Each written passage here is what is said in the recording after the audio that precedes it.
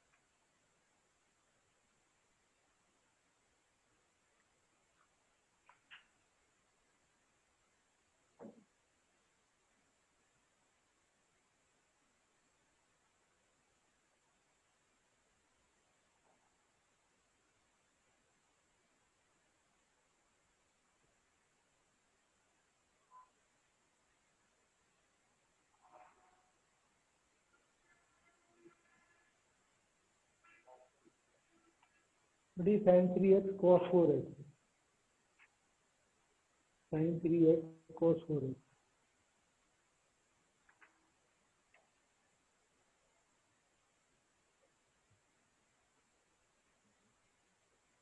नहीं, इसमें तो 2 साइन cos b का होने वाला, 2 साइन में cos b, 2 से मल्टीप्लाई करके 2 से डिवाइड कर दो।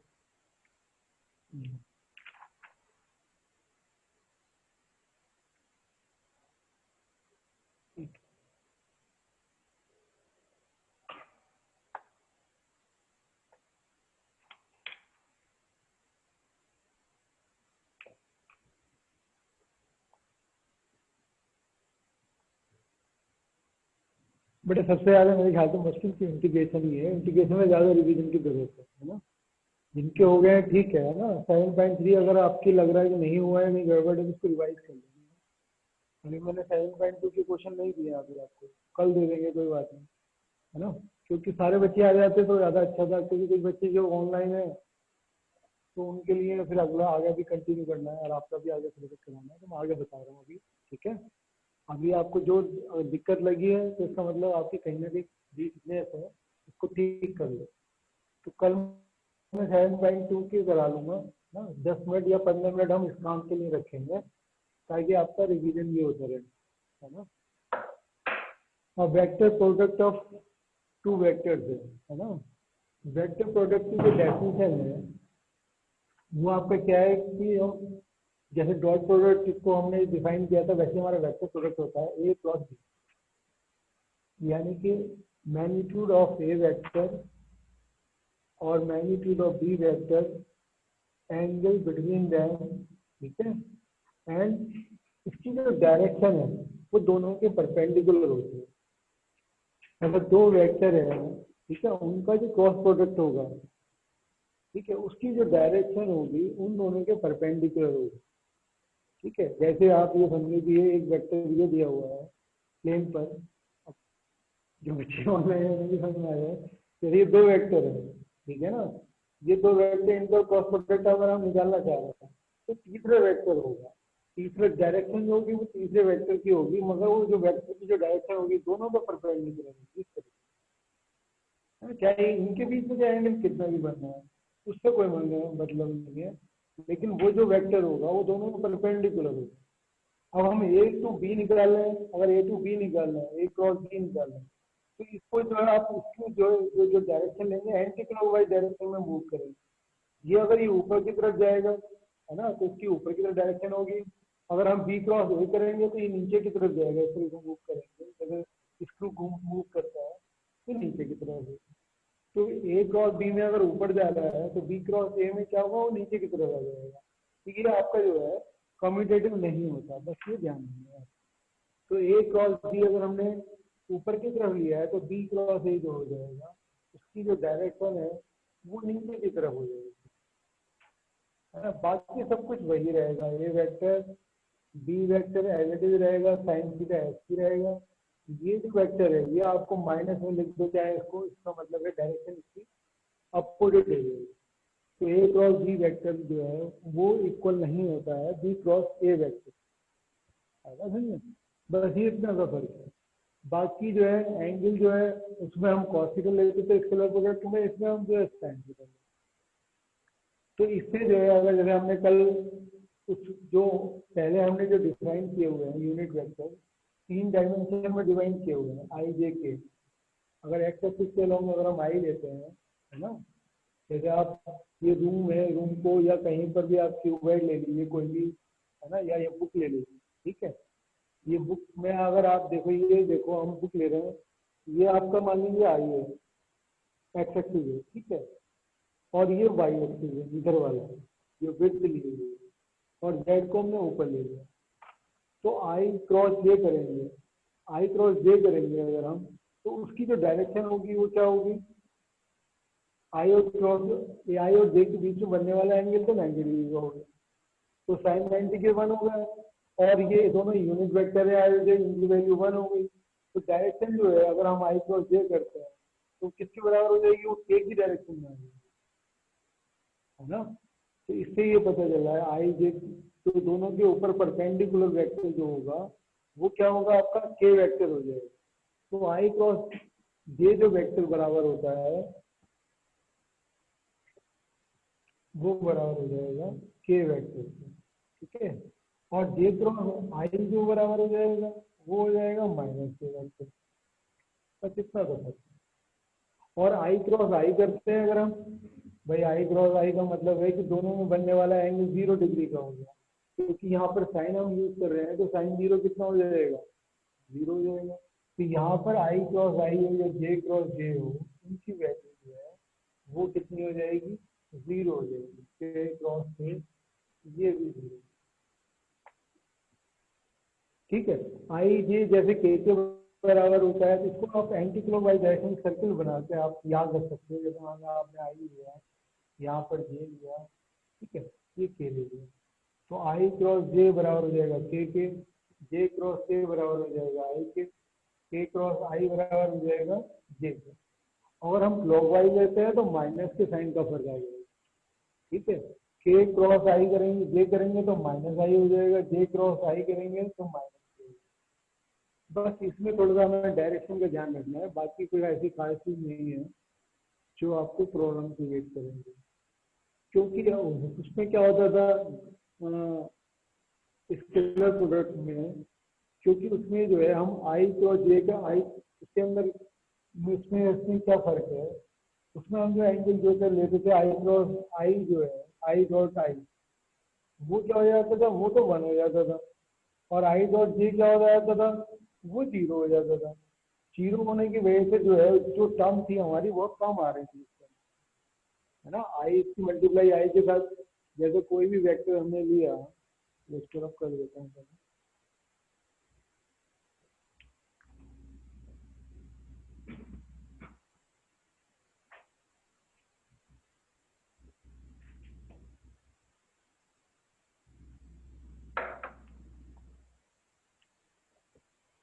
जैसे सपोज करिए कोई वेक्टर ए वेक्टर है ए वन,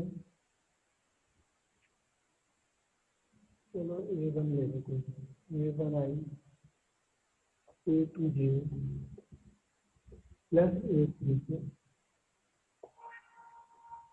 कोई बी वेक्टर है वो बराबर है बी वन आई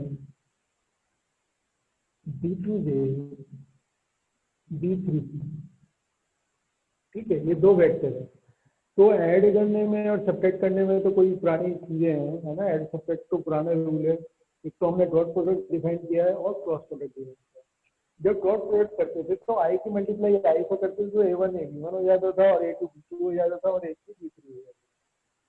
क्योंकि उसमें आई की मल्टीप्लाई जे से करने पर ए डॉट जे जीरो हो जाता था तो टर्म सिर्फ तीन आ रही थी उसमें। लेकिन क्रॉस प्रोडक्ट में क्या हो रहा है, क्रॉस प्रोडक्ट में बहुत सारी टर्म आ रही है। आई की एक क्रॉस वेक्टर बी वेक्टर निकालते हैं अगर हम, तो आई की मल्टीप्लाई आई से तो जीरो हो रही है, आई के साथ जे से करेंगे तो क्या आ जाएगा, के वेक्टर आ जाएगा।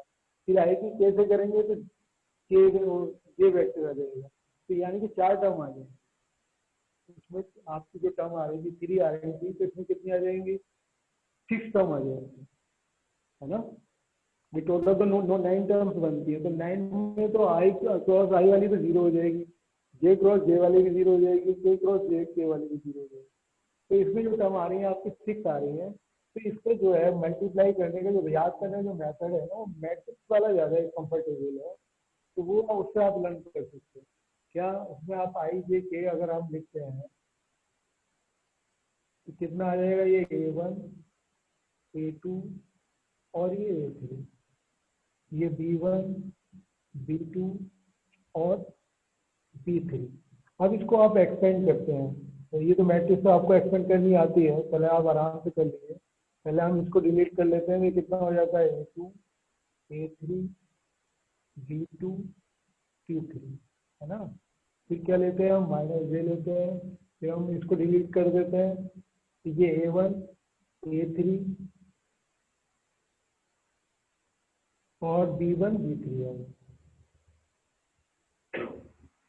फिर के हम लेते हैं, है ना, अल्टरनेट में प्लस माइनस प्लस चलता है, तो ये यहाँ पर ए वन ए टू हो जाएगा, बी वन बी टू हो जाएगा, A one A two B one B to.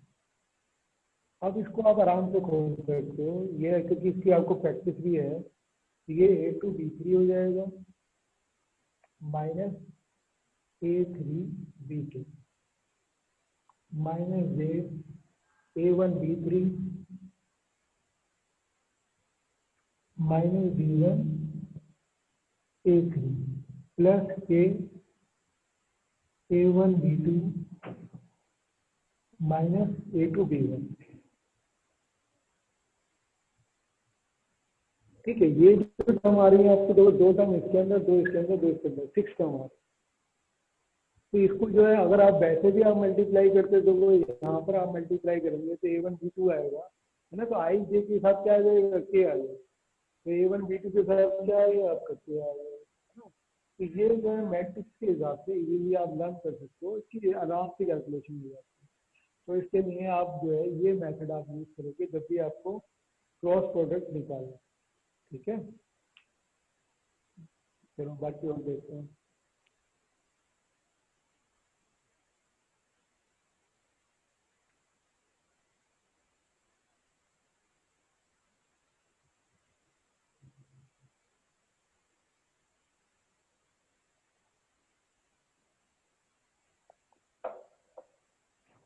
अच्छा, ट्राइंगल का एरिया फाइंड आउट करने के लिए भी हम इसका यूज करते हैं। क्यों करते हैं? ये आप सपोज कर लो ये ए वेक्टर है, ये बी वेक्टर है ना, इनके बीच में बनने वाला एंगल थीटा है। अगर हम परपेंडिकुलर ड्रॉ करेंगे, है ना, तो हमने कोई भी वेक्टर लिया है, ये जो डिस्टेंस होगी, परपेंडिकुलर डिस्टेंस निकालना चाहते हैं, तो किसके बराबर होगी? Sine theta is equal to कितना होता है? परपेंडिकुलर, इसके लिए मान लो हाइट है एच अपॉन हाइपोटेन्यूज। हाइपोटेन्यूज क्या है? ये वेक्टर का मैग्नीट्यूड है ना। तो यहाँ पर एच जो हो गया, एच बराबर हो गया vector magnitude of A vector into sine theta.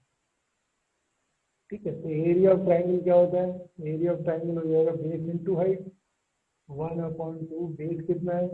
Base है मैग्नीट्यूड ऑफ बी वेक्टर, और हाइट कितनी है? Magnitude of A vector into sine theta. ठीक है, तो इसको आप क्या लिख सकते हो? 1/2 A vector cross B vector. तो जब भी कभी आपको निकालना है एरिया किसी भी ट्राइंगल का, तो ये फॉर्मूला आप यूज कर लोगे, 1/2 A vector cross B vector. Direction का हमें इसमें कोई मतलब नहीं है, हमने प्लस माइनस के साइन का मतलब है, इसलिए हमने इसको मैग्नीट्यूड किया। तो एरिया ऑफ ट्राइंगल निकालना है तो A vector cross B vector, area of parallelogram निकालना है तो ये 1/2 हम हटा देंगे, है ना, तो वो क्या हो जाएगा? Area of parallelogram. तो बस इतने ही फॉर्मूले आपको यूज करने। ठीक है, अब एक्सरसाइज देख लेते हैं इसकी।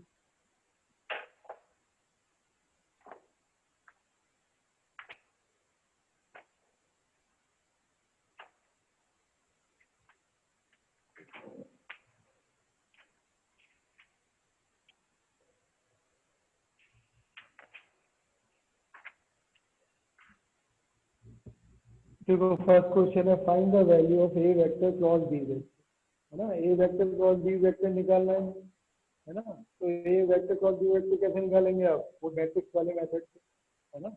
चलो मैं कर देता हूँ, और बच्चों के लिए भी, है ना, आप अपने हिसाब से कर लो, आपको तो आ गया समझ में, आप कर सकते हो, तो खुद कर लो इसको। क्योंकि ये ए वेक्टर क्रॉस बी वेक्टर जैसे हमें निकालना है, जैसे आपको अभी बताया, जब भी कभी क्रॉस वेक्टर निकालेंगे, ठीक है, तो हम मैट्रिक्स वाले मेथड से हम निकाल लेंगे, आई जे के, और यहाँ पर जो इसके कोफिशिएंट दिए हुए हैं वो 1 है, वो -7 है, और आपका कितना है? 7।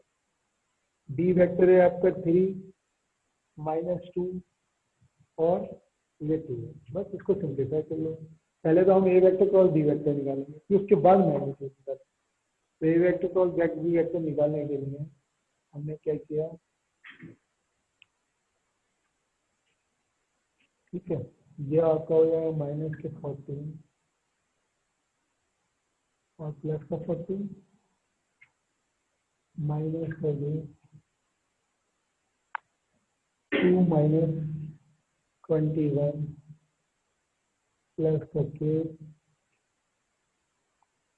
-2 और -+20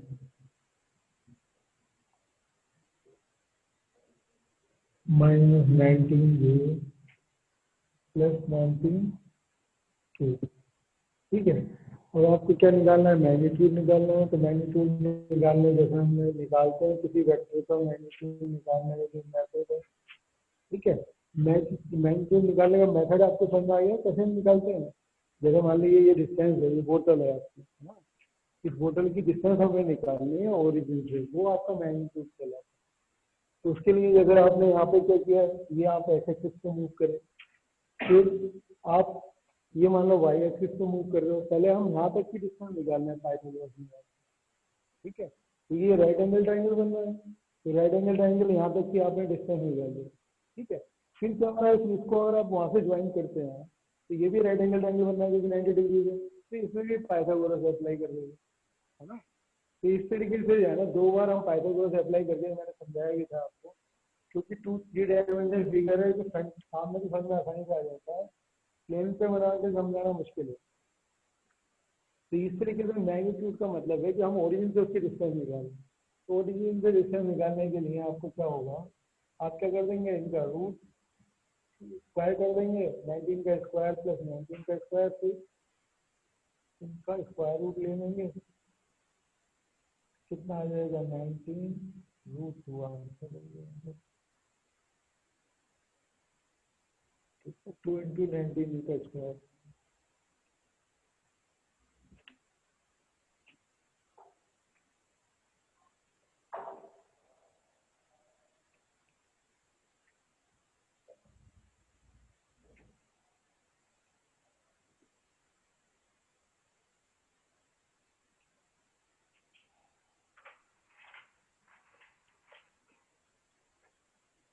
फिर अपने नेक्स्ट क्वेश्चन है, find a unit vector perpendicular to each of the vector a vector plus b vector and a vector minus b vector where a और b vector दिए होंगे। तो पहले तो आप क्या करोगे, a vector plus b vector निकाल लोगे ऐड करके, फिर a माइनस b वेक्टर निकाल लेंगे, ठीक है। फिर हमें यूनिट वेक्टर निकालना है, दोनों का परपेंडिकुलर है। तो यूनिट वेक्टर का मतलब है ए वेक्टर क्रॉस बी वेक्टर निकालेंगे तो वो वेक्टर हमें पता चल जाएगा ये दोनों का परपेंडिकुलर हो ना, ठीक है। चलो इसे कर लेते हैं। फाइंड क्वेश्चन नंबर 2 है, ए वेक्टर है आपका 3y प्लस 2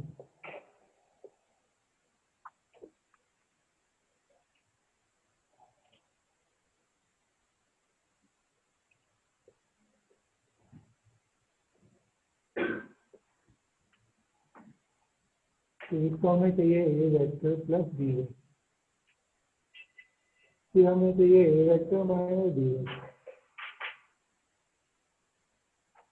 ठीक है। तो इनका जो क्रॉस प्रोडक्ट आएगा तो ये जो हम ए वेक्टर प्लस बी वेक्टर आराम से निकाल सकते हैं, है ना। कितना हो गया, ये 4 आएगा प्लस 4j, है ना, 2 से कैंसिल हो गया। फिर ए माइनस बी किया तो ये आएगा आपका 2 आएगा, है ना। जे से जे कैंसिल हो जाएगा, ये कितना आएगा 4 आएगा। हमें यूनिट वेक्टर निकालना है तो A vector cross B vector, A vector plus B vector cross product निकालेंगे अगर हम ए वेक्टर बी वेक्टर, ठीक है। तो ये हमें जो वो वेक्टर पता चल जाएगा जो दोनों के परपेंडिकुलर, ठीक है। जो वो वेक्टर पता चल जाएगा, हमें यूनिट वेक्टर चाहिए तो हम उसके मैग्नीट्यूड से डिवाइड कर देंगे, है ना। अभी तो हमें ये पता चलेगा वो वेक्टर जो दोनों के परपेंडिकुलर है, तो दोनों के परपेंडिकुलर वेक्टर जो है वो हो जाएगा आपका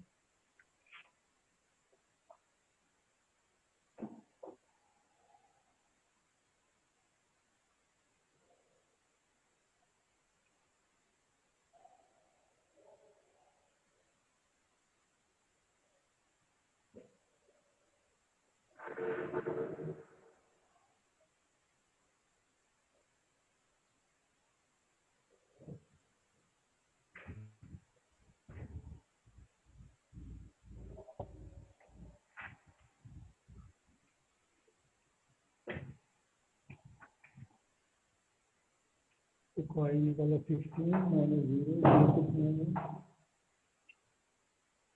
ठीक है ना।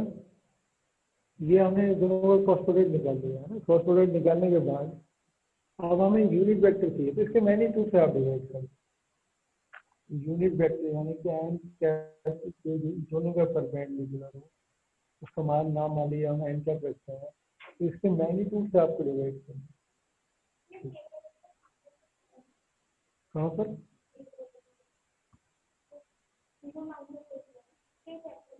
यहाँ पर एक मिनट बदलवा देगा, 16 माइनस 0 हो गया, माइनस जे 4 16 के निकाला हमने 4 0 माइनस 8 हो गया, ठीक,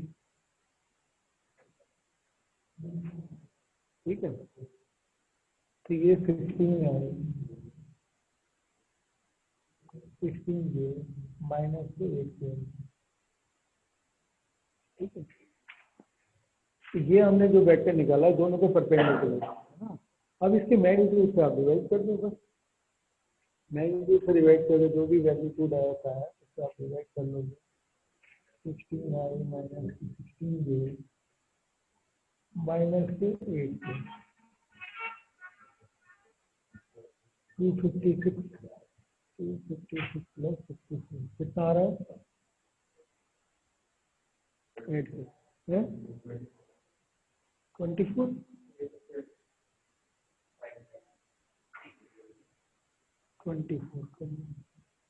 24 है तो 8 तो कॉमन ले ही सकते हो इसमें से, है ना। 2n माइनस 8 दिए दोनों, ठीक है। तो ये यूनिट वेक्टर है जो दोनों वेक्टर के ऊपर परपेंडिकुलर है, ठीक है। अब उसके बाद क्वेश्चन नंबर 3 है, if a unit vector A vector makes angle pi by 3 with I, pi by 4 with J and an acute angle theta with K, find theta and hence the components of A vector। अच्छा, तो ये जो है कोई भी vector को हम represent करते हैं तो डायरेक्शन कोसाइन के हिसाब से करते हैं ना। तो पहले वेक्टर करना है तो cos पाई बाई 3 आई हो जाएगा, दूसरा वाला cos पाई बाई 4 जी हो जाएगा, तीसरा हमें पता नहीं है ना। चलो पहले निकाल लेते हैं, पहले लिख लेते हैं इसको।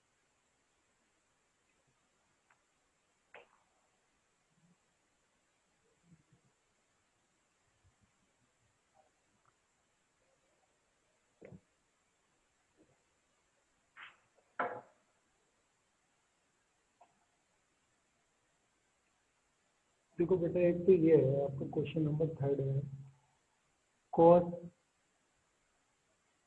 Square alpha plus cos square beta, है ना। cos स्क्वायर गामा जो होता है वो हमारा 1 होता है, ये हम पहले कर चुके हैं, है ना।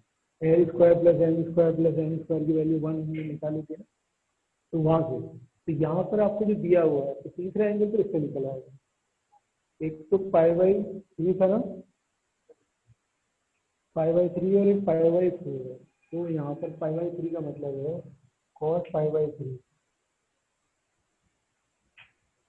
cos square pi by 4 cos square gamma में निकालना इक्वल टू 1।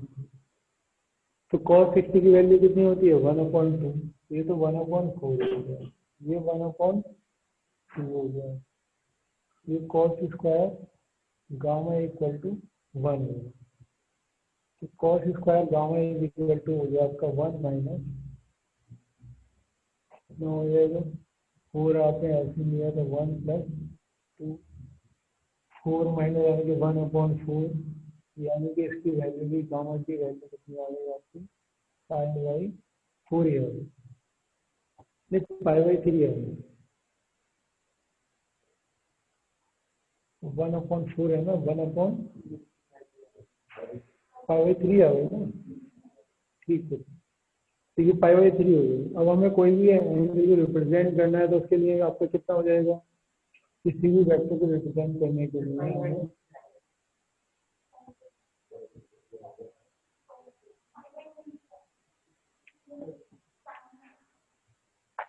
ठीक है। तो आई के साथ हम लिखेंगे तो आई cos अल्फा आई हो जाएगा, cos अल्फा आई होगा तो कितना हो जाएगा आपका, ठीक है 1/2 आई, 1/√2 j प्लस 1/2 k, बस, है ना। किसी भी वेक्टर को रिप्रेजेंट करना है तो ये vector is equal to L I N J, चाहे आप ऐसे आई रख लो, प्लस एल एम एन जो डायरेक्शन कोसाइन है कोई भी वेक्टर। देखो ये भी समझ लो, अगर आपको नहीं है समझ में आया है पहले तो कोई भी लाइन लेते हो अगर आप, है ना, स्पेस में, जैसे मान लो ये रोड है, रोड जो है ये तीनों एक्सिस से अलग अलग एंगल बना रही है ना। अब एक्स एक्सिस से बनने वाला एंगल अलग होगा, वाई एक्सिस से अलग होगा और जेड एक्सिस से अलग होगा, है ना, स्पेस के अंदर।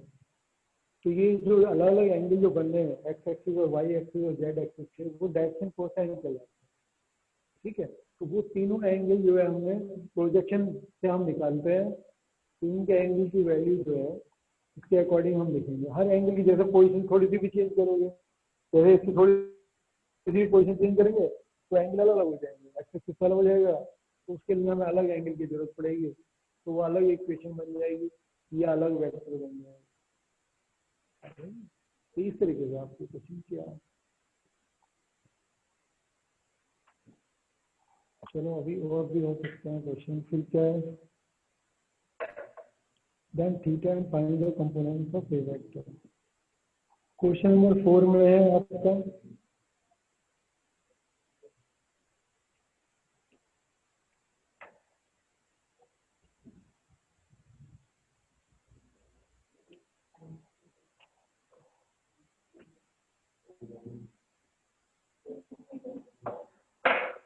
क्या हुआ,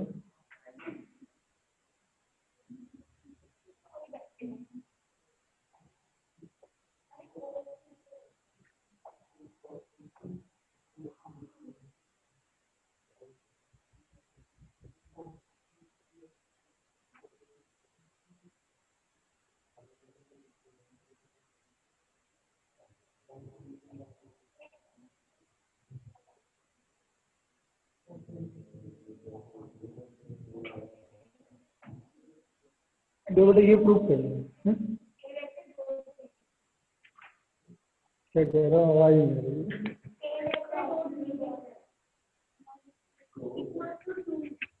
यहाँ पर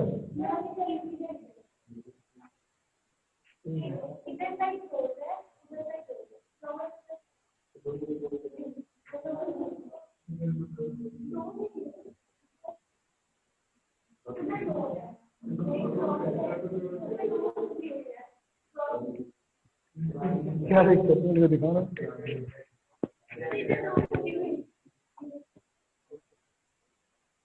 डॉट दिया हुआ है, ये क्रॉस होगा ये।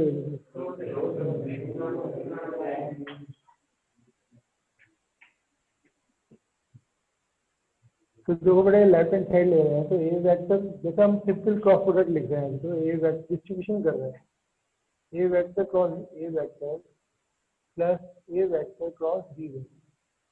तो डिस्ट्रीब्यूशन मैंने आपको बताया नहीं, डिस्ट्रीब्यूशन वैसे ही है नॉर्मल, वैसे ही जैसे हम करते आ रहे हैं, जैसे ए वेक्टर के साथ ए वेक्टर प्लस बी वेक्टर से करेंगे, है ना।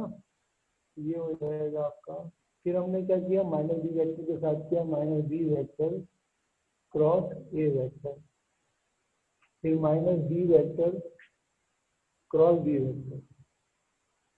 ठीक है, जैसे A vector cross A vector का हम क्रॉस प्रोडक्ट निकालेंगे तो ए का मैग्नीट्यूड फिर ए का मैग्नीट्यूड फिर उनके बीच का एंगल साइन 0 हो जाएगा, इसकी वैल्यू तो 0 हो जाएगी। जैसे इसकी वैल्यू 0 हो रही है ऐसी इसकी वैल्यू, है ना, क्योंकि एंगल दोनों के बीच में बनने वाला 0 है। तो ए क्रॉस बी है, तो इसको आप क्या लिखा रहने दो, A vector cross B vector. ठीक है, डायरेक्शन अगर हम बदलते हैं, क्योंकि A cross B B cross A में माइनस के साइन का फर्क होता है, तो ये प्लस का हो जाएगा।